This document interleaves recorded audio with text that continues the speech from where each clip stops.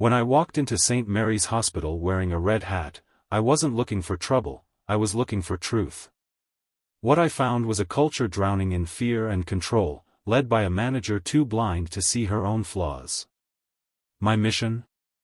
To challenge assumptions, rebuild trust, and show that true leadership isn't about power, it's about people. St. Mary's wasn't ready for me. But then again, I wasn't leaving. Before we dive into this powerful story, let us know where you're tuning in from, and if you find it compelling, don't forget to hit subscribe. The automatic doors of St. Mary's Hospital slid open with a soft whisper, and I stepped inside. The scent of antiseptic filled the air, mingling with the distant hum of beeping monitors and muted voices. It was a scene I'd seen countless times in facilities across the country, a delicate balance of urgency and routine, of care and control. But today, I wasn't here to admire their work.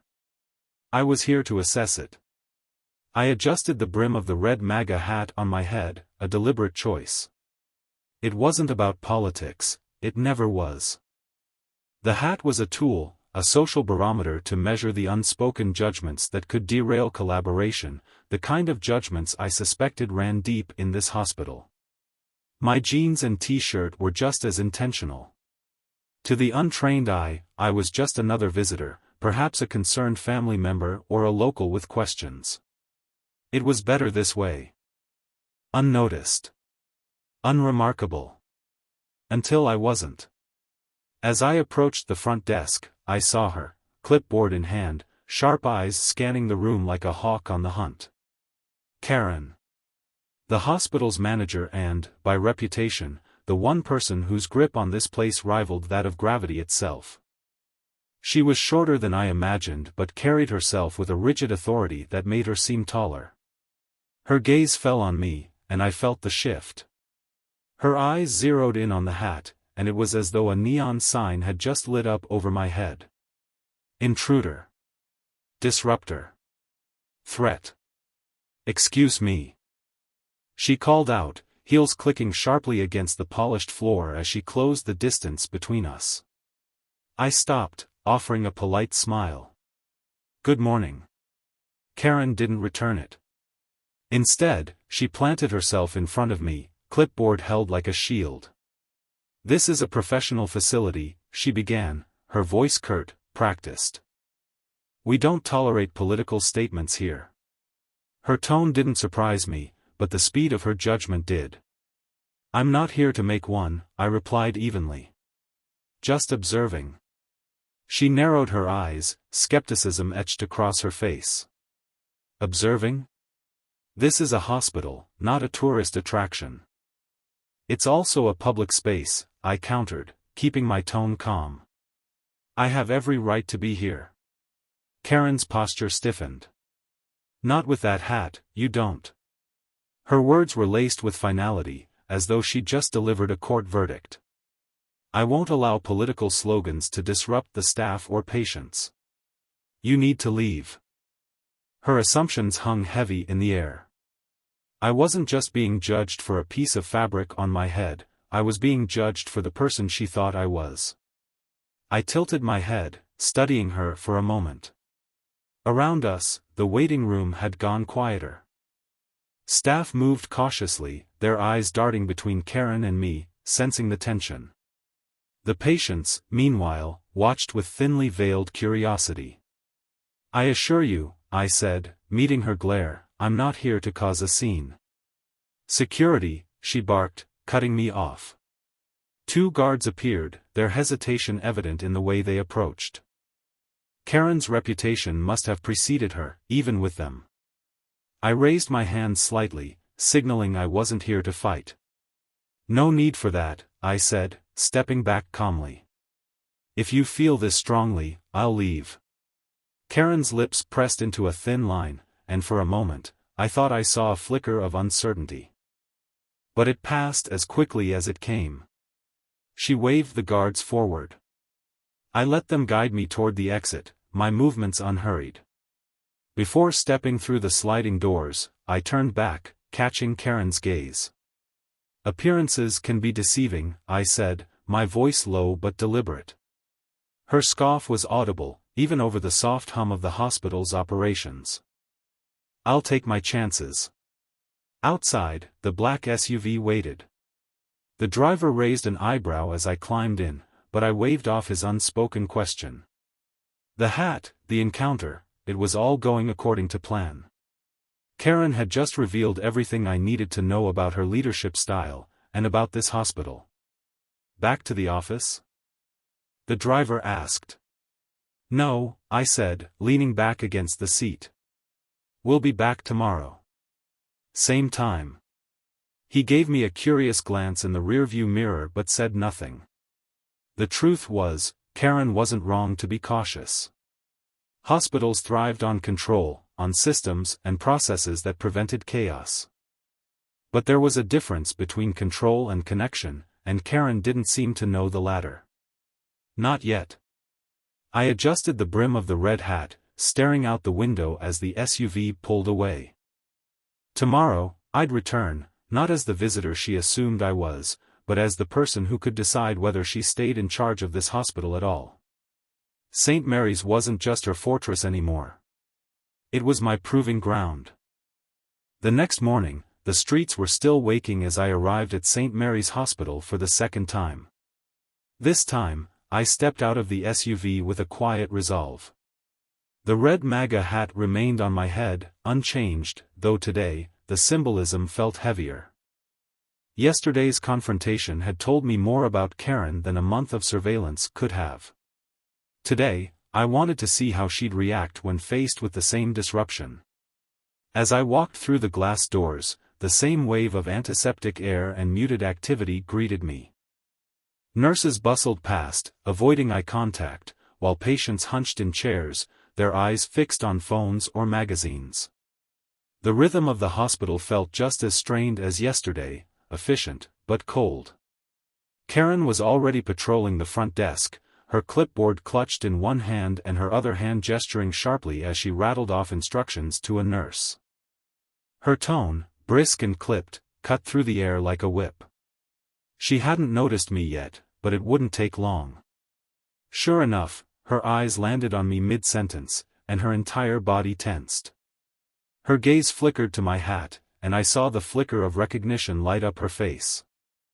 Then came the transformation, the straightened back, the narrowed eyes, the sharp click of her heels as she marched toward me. "You again?" Her voice was low but fierce, like a coiled spring ready to snap. "I thought I made it perfectly clear yesterday that you're not welcome here." I offered a polite smile. "Good morning, Ms. Karen." She didn't return the greeting. Instead, she crossed her arms, her clipboard pressing against her chest like a shield. "What part of leave and don't come back didn't you understand?" "I understood it," I said simply, holding her gaze. "But I have business here." "Business?" Her voice dripped with disbelief. "This isn't a boardroom or a playground for political stunts. It's a hospital. Unless you're a patient or a visitor, you have no business being here." The edge in her tone was sharper today, and I could feel the attention of the staff around us. People whispered behind their hands, and a few glanced nervously between Karen and me. I caught one nurse elbowing another, a nervous chuckle escaping before they hurried off down the corridor. "I'm not here to waste anyone's time," I said evenly. "But I do have the right to be here." Karen's face flushed with anger, and I could see her struggling to maintain control of the situation.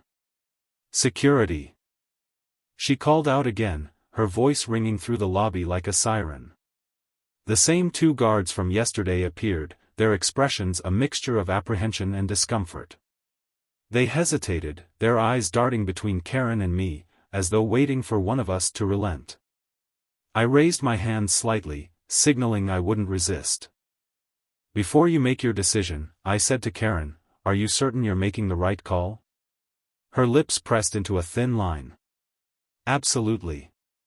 The guards stepped forward, and I allowed them to escort me toward the exit again. As we walked, I could feel the weight of the staff stares on my back. A few murmurs reached my ears, snippets of recognition that Karen seemed oblivious to. "That's him," I heard one nurse whisper. "That's Elon Musk." Outside, the morning sun was beginning to climb, casting long shadows on the hospital's facade. I paused near the SUV, glancing back through the glass doors. Karen was still standing at the front desk, her shoulders stiff and her clipboard held like a badge of honor. She'd won another battle, but the war was far from over. The driver opened the door for me, his eyebrows raised in silent question. "Again?" he asked as I climbed into the back seat. "Yes," I said, settling in. "But tomorrow will be different." The SUV pulled away, and I allowed myself a faint smile. Karen had played her hand, and now it was my turn. Tomorrow, she wouldn't just meet the man in the hat. She'd meet her boss. And this time, there would be no misunderstanding. The black SUV pulled to a smooth stop in front of St. Mary's Hospital, the morning bustle at its peak. This time, I didn't bother hiding behind anonymity. I stepped out, the familiar red MAGA hat perched on my head, but now paired with a tailored blazer. It was a subtle signal, a quiet declaration that today would be different. Inside, the lobby was alive with its usual rhythm of movement and tension, but my presence quickly drew eyes. Whispers spread among the staff, rippling through the room like a small wave. A few employees recognized me, their faces a mix of surprise and unease. Others only saw the red hat, their judgment surfacing before they knew my name. Karen stood near the reception desk, clipboard in hand as always, giving instructions to a junior administrator. The moment she spotted me, her expression darkened. Her gaze darted between my face and the hat, the irritation from the past 2 days bubbling back to the surface. I watched her approach, heels clicking against the polished floor like a countdown clock. Around us, the staff had stopped pretending not to watch. They sensed the tension, the unspoken undercurrent that hinted at something bigger brewing. "You again," Karen hissed, planting herself in my path. Her voice was sharp enough to cut glass. "What is it going to take to keep you out of here? A restraining order?" Nearby, a nurse covered her mouth, clearly stifling a gasp. Karen either didn't notice or didn't care. I met her glare with calm. "Good morning to you too, Ms. Karen." Her face flushed red, but her composure didn't falter. "This is not a playground," she snapped. "Your hat and your attitude are not welcome here." I tilted my head, considering her for a moment. "And what exactly do you think I'm here for?" Karen didn't hesitate.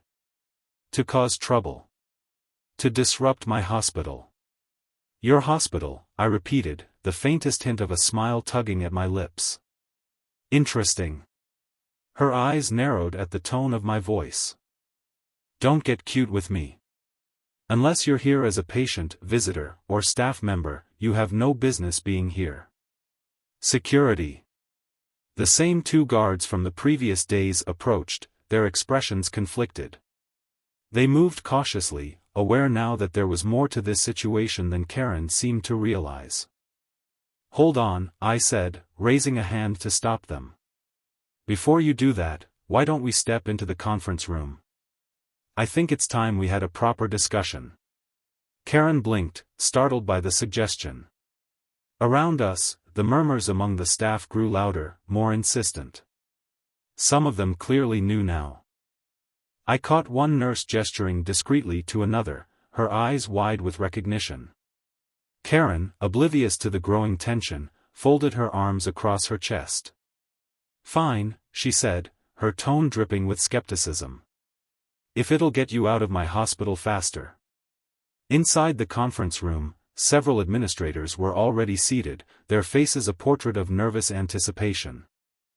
At the head of the table stood Mr. Andrews, the hospital's chief financial officer.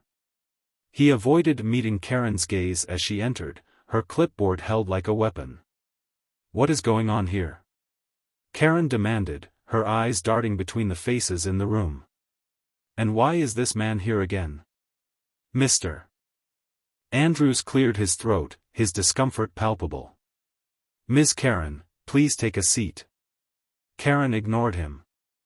I'll stand, thank you, she snapped, turning her glare to me. Well? What is this about? I took a step forward, removing the red hat and placing it on the table in front of me. The room fell silent, the weight of the moment settling over everyone like a heavy fog. Ms. Karen, I said evenly, meeting her eyes. As of last week, I became the majority shareholder of St. Mary's Hospital. In simpler terms, I'm your boss. The silence deepened, broken only by the faint creak of Karen's clipboard as her grip on it tightened. Her mouth opened, but no words came out. She glanced at Mr. Andrews, who gave her a small, apologetic nod. The confirmation struck her like a blow. No, she said, her voice trembling. That's impossible.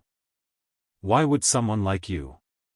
Because I believe in improving institutions like this, I interrupted, keeping my tone firm but calm. And because St. Mary's has potential. But it's been stifled by a culture of fear and judgment. That changes now. Karen's face flushed, her eyes darting around the room as if searching for an ally. None of the administrators spoke. The staff who had followed us to the conference room door stood frozen, their whispers now silenced by the weight of my revelation. I didn't know, Karen stammered finally.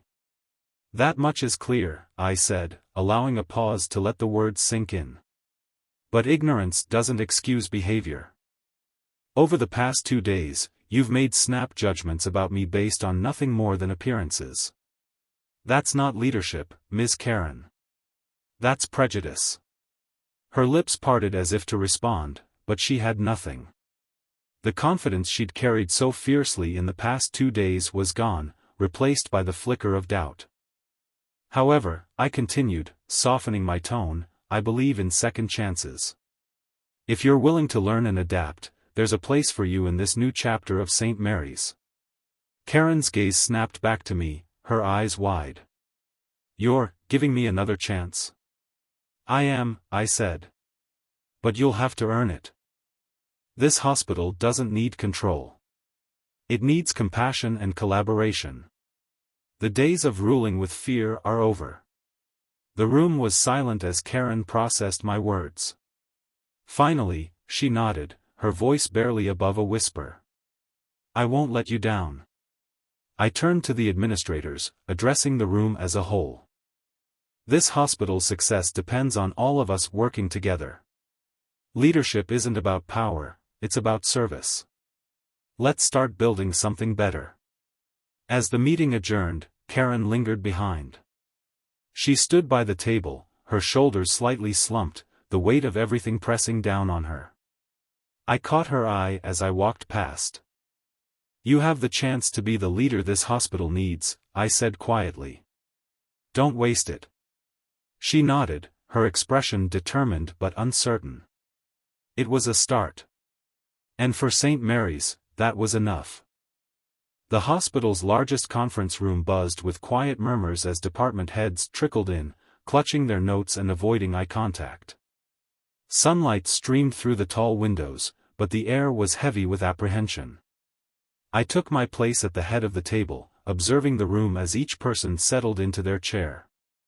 Karen entered last, her steps tentative, her clipboard still her constant companion. Today wasn't just a routine meeting. It was the first step in reshaping the culture of St. Mary's Hospital, and Karen would be at the center of it. Good morning, everyone, I began, letting my voice cut through the murmurs. The room fell silent. Thank you for coming. Before we dive into the agenda, I'd like to start with a question. I paused, glancing around the table, noting the tension in their postures. What do you think is the biggest challenge facing this hospital right now? The silence that followed was thick, almost stifling. Some exchanged nervous glances, while others kept their eyes fixed firmly on their notes. No one wanted to speak first. Finally, a young nurse manager raised her hand, her voice hesitant as she said, I think morale is a big issue. A lot of the staff feel overworked and underappreciated. I nodded, meeting her gaze. Thank you for sharing. What do you think would help improve morale? She hesitated, glancing at Karen before replying. Better communication from leadership would be a good start. Sometimes we feel like our concerns aren't being heard. The room was still, but I could feel the unspoken agreement in the air. I turned to Karen, who had been sitting stiffly, her fingers gripping her clipboard. Ms. Karen, I said, as the hospital manager, what's your perspective on this? For a moment, she didn't answer, her gaze flicking to the nurse manager, then back to me. She took a deep breath, her grip tightening. I think she's right, Karen said finally, her voice quieter than usual. I've been so focused on maintaining efficiency that I've neglected to listen to my team. That's something I need to work on. Her admission hung in the air, surprising the room.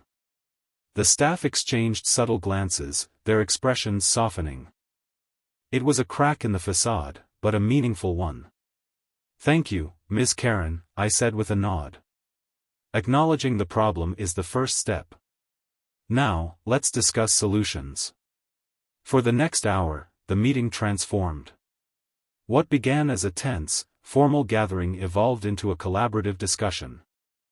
Department heads began to open up, sharing ideas and concerns that had clearly been bottled up for too long. Karen, to her credit, listened. She jotted down notes, nodding occasionally, and even asked a few follow-up questions of her own.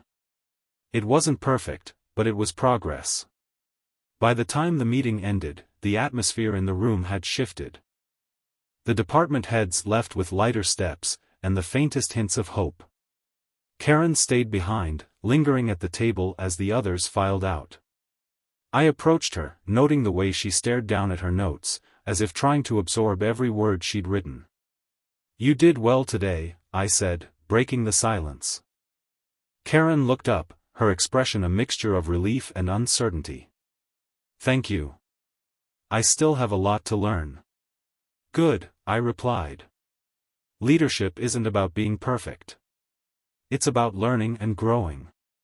And about listening. She nodded, her grip on the clipboard finally relaxing. I'll keep that in mind. As I left the conference room, I felt a sense of cautious optimism. Karen wasn't a finished product, not by a long shot. But for the first time, she seemed willing to try. Willing to change. That was enough. For now. The next morning, the corridors of St. Mary's Hospital were buzzing with activity as usual, but something felt different. Karen walked the halls not with the rigid authority she had once exuded but with a quieter, more deliberate energy. Her clipboard, ever present and symbolic of her control, was tucked under her arm, no longer a barrier between her and the staff. I observed from a distance as she stopped to speak with a nurse in the pediatric ward. It was a brief exchange, but Karen's tone was softer, less commanding. She nodded thoughtfully, jotting something down before moving on. Small steps, I thought, but steps nonetheless. Later that day, Karen called a meeting with her team. I decided to sit in the back, unnoticed, as she addressed the room. She began with a deep breath, glancing at her notes before looking up at the group. I know I haven't always been the best at listening, she said, her voice steady but tinged with humility. I've been so focused on order and efficiency that I've overlooked the most important part of this hospital, all of you. The staff exchanged surprised glances. Some nodded subtly, their expressions softening. Karen continued, her grip on her clipboard loosening as she spoke. That's going to change, she said firmly. From now on, I want to hear from you. Your concerns, your ideas, your frustrations, everything. This hospital can't thrive unless we work together. She announced the introduction of weekly listening sessions where staff could share their thoughts directly with her. There was a ripple of murmured approval through the room, a small but significant sign that her words were landing. After the meeting, Karen didn't retreat to her office as she usually did. Instead, she walked the floors, stopping to chat with nurses, janitors, and even patients. The change was slow, almost tentative, but the effort was undeniable. The breakthrough moment came in the ER later that week. Karen was reviewing patient files when she noticed a nurse struggling to steady an 4-pole while assisting a frail patient into a wheelchair. Without hesitation, Karen put down her clipboard and stepped in, holding the 4-pole steady and helping guide the patient into the chair. The nurse looked up, startled. "Ms. Karen, I didn't expect you to help." Karen smiled, shaking her head. "Just Karen is fine. Let me know if you need anything else." The nurse's shock softened into gratitude. "Thank you." Word of the moment spread quickly, and the staff began to view Karen in a new light. She wasn't just the distant figure barking orders from her office anymore. She was present, willing to roll up her sleeves and work alongside them. But Karen's journey wasn't without challenges. Some staff remained skeptical of her change, their trust eroded by years of rigid leadership. One particularly vocal critic, a seasoned doctor, cornered her in the break room one afternoon.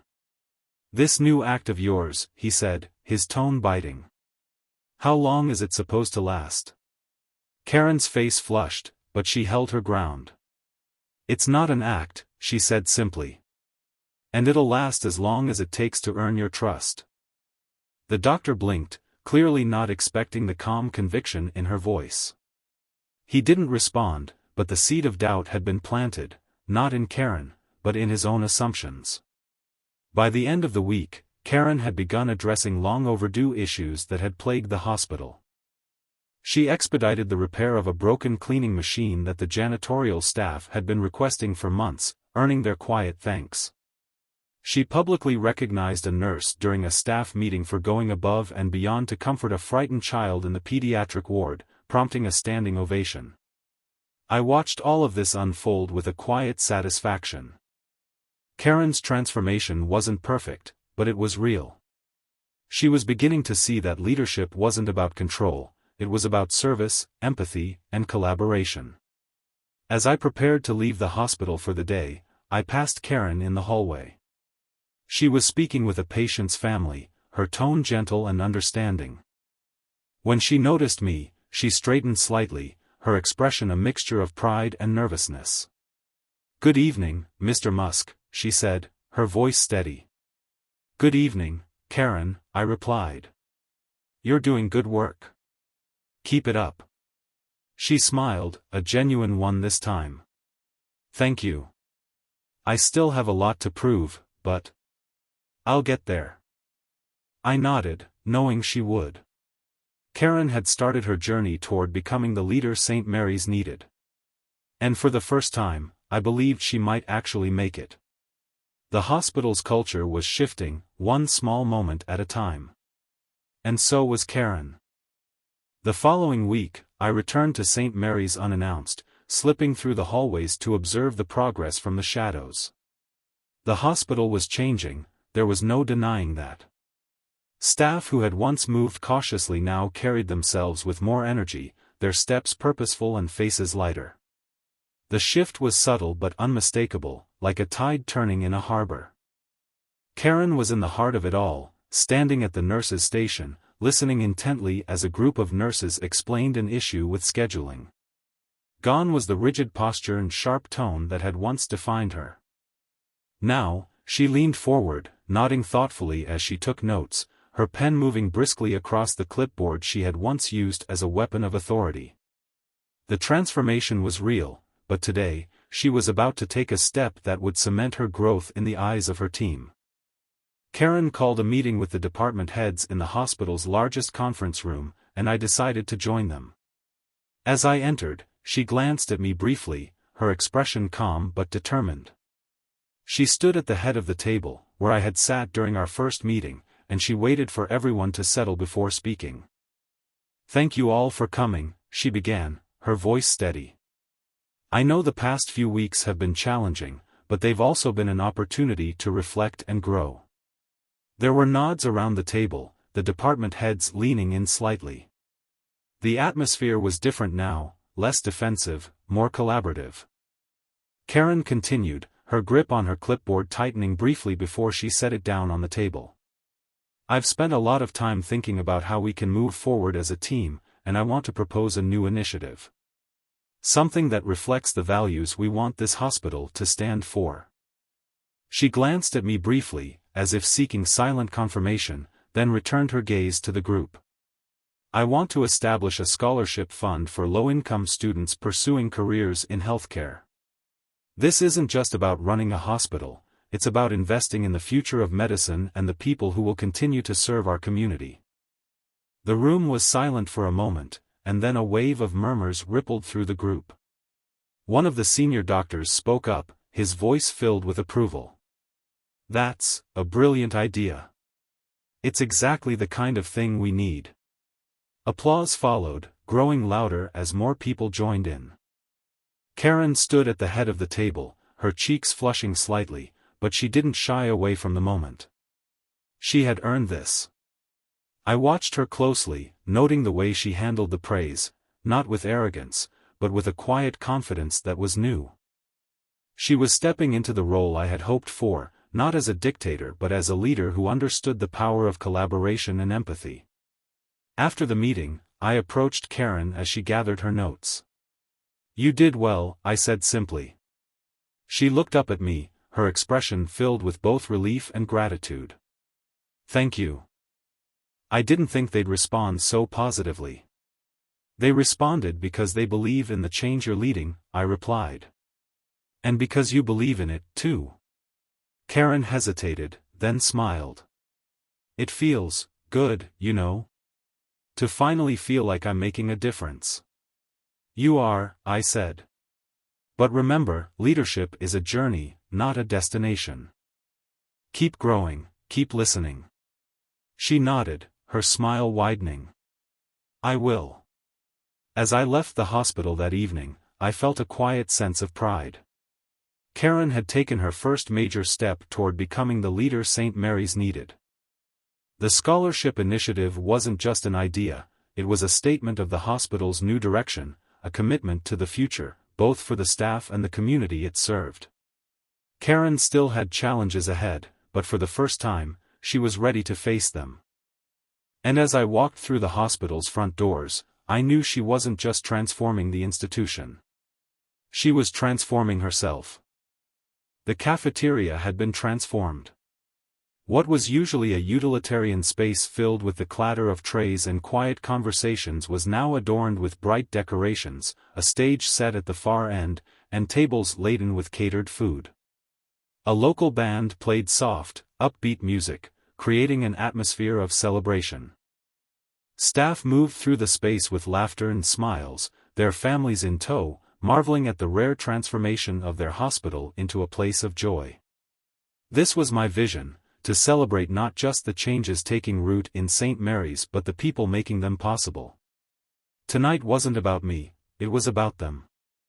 From the stage, I scanned the room, watching as nurses, doctors, janitors, and administrators mingled.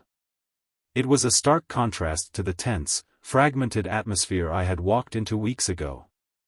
Even Karen, who stood near the punch table talking with a group of nurses, looked at ease. Her laughter, something I hadn't witnessed before, rang out softly over the music. The band quieted as I stepped to the microphone.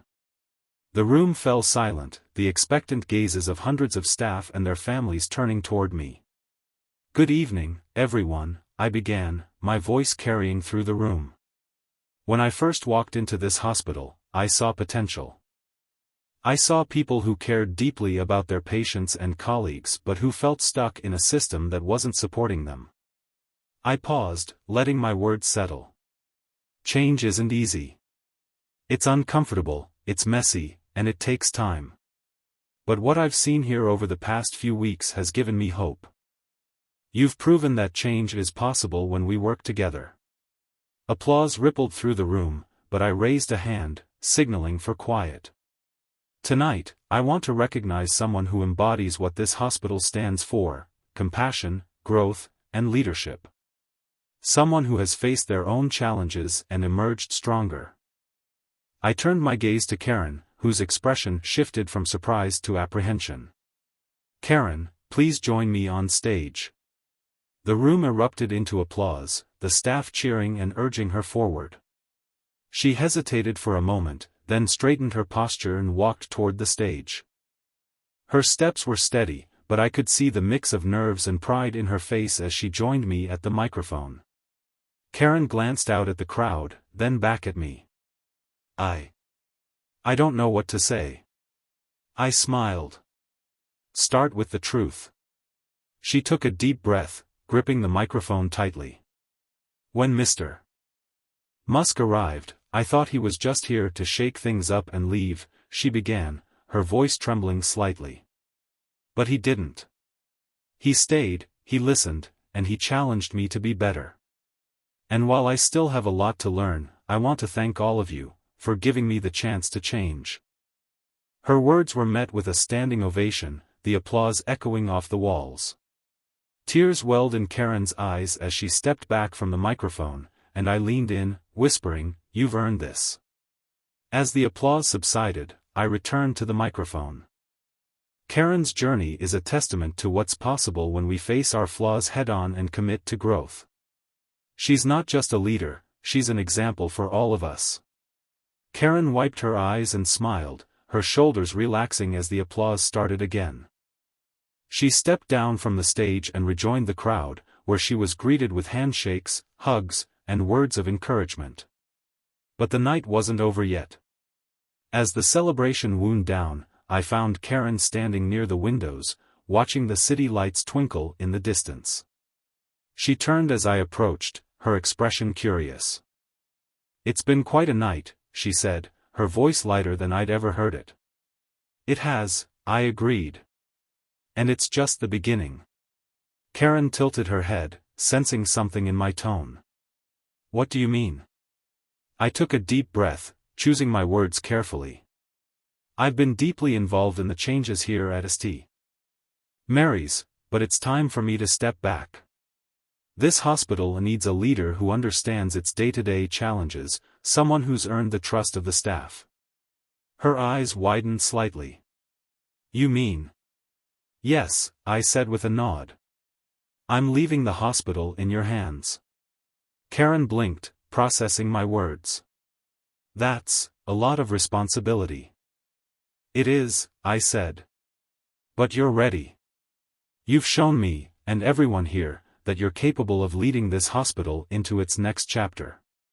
She hesitated, then nodded slowly. "I won't let you down." "I know you won't," I said with a smile. "Because now, this hospital isn't just an institution to you. It's your community." As the band played its final song and the staff began to disperse, I left Karen standing by the window, her reflection blending with the city lights. She wasn't just Karen anymore, the strict and distant manager. She was a leader, someone who had earned the respect of her peers and the trust of her team. And as I walked out into the night, I knew St. Mary's was in the right hands. The first rays of sunlight filtered through the tall windows of St. Mary's Hospital, casting a golden glow on the once sterile walls. The air felt different, lighter, as if the hospital itself had exhaled after years of tension. The changes weren't just visible, they were palpable. Karen stood in the main corridor, clipboard absent for the first time in years. Instead, she carried a tablet, her posture relaxed but purposeful. She moved from room to room, greeting staff and patients with a warmth that once seemed impossible. Nurses smiled as she passed, some stopping to chat briefly about their concerns or successes. The staff had begun to see her not as a distant authority figure but as part of the team, a leader they could trust. In the pediatric ward, Karen paused at the door of a young patient's room. A boy no older than 7 sat in bed, his face pale but his eyes bright with curiosity as he flipped through a comic book. His mother sat nearby, exhaustion etched into her features. "Good morning," Karen said gently, stepping into the room. The boy looked up, his small face lighting up with a shy smile. "Hi," he murmured, his voice barely above a whisper. Karen crouched beside him, her eyes level with his. "What's your name?" "Elliot," he replied, clutching the comic book tighter. "Well, Elliot," Karen said, her voice warm, "that's a great comic you've got there. I used to read those when I was your age." His eyes widened. "Really?" "Absolutely," Karen said with a nod. "And if you promise to eat your breakfast, I might be able to find another one for you by tomorrow." The boy nodded enthusiastically, and his mother offered Karen a grateful smile. "Thank you," she said softly. "It means a lot." "It's my pleasure," Karen replied, standing and giving the woman a reassuring pat on the shoulder. "If there's anything else you need, just let me know." As Karen exited the room, she spotted me leaning casually against the nurse's station. She raised an eyebrow, a small smile playing at her lips. "Mr. Musk," she greeted, crossing the hall to meet me. "Karen," I replied with a nod. "You're doing rounds?" "Every morning," she said. "It's different, but I think it's helping. The staff seems more open, and even the patients are noticing." I glanced around, taking in the subtle but meaningful shifts in the atmosphere. "It's more than helping. It's working." Karen hesitated, then sighed. "I won't lie. It's been a challenge. There are still moments when I feel like I'm walking a tightrope. But for the first time, I feel like we're moving in the right direction." "You are," I said. "And you're leading the way." Her smile grew, but it was tinged with humility. "I couldn't have done it without you," she admitted. "True," I said with a teasing grin. "But I didn't make the changes, you did. You proved that leadership isn't about control, it's about service." Karen nodded, her expression thoughtful. "I used to think running a hospital meant keeping everything in order, but now I see it's about building relationships. The staff, the patients, the community, they're what matter most." I gestured down the hall where a group of nurses laughed together, their camaraderie evident. "And that," I said, "is your legacy." Karen's cheeks flushed slightly, but she stood taller, the weight of my words settling over her. "I'll keep working to earn it," she promised. "I know you will," I replied. As I turned to leave, Karen called out, "Elon." I paused, glancing back at her. "Thank you," she said simply, her voice filled with genuine gratitude. I smiled. "You're welcome." As I stepped through the hospital's main doors into the bright morning light, I felt a deep sense of satisfaction. St. Mary's was no longer just a hospital, it was a community, a beacon of hope and compassion. And Karen, once its most rigid enforcer, had become its heart. Inside, Karen continued her rounds, stopping to help wherever she was needed, her presence bringing comfort and connection to every corner of the hospital. It wasn't just about fixing broken systems anymore, it was about creating something new, something better. St. Mary's was thriving, and so was Karen. Both had found their second chance, and they weren't wasting it.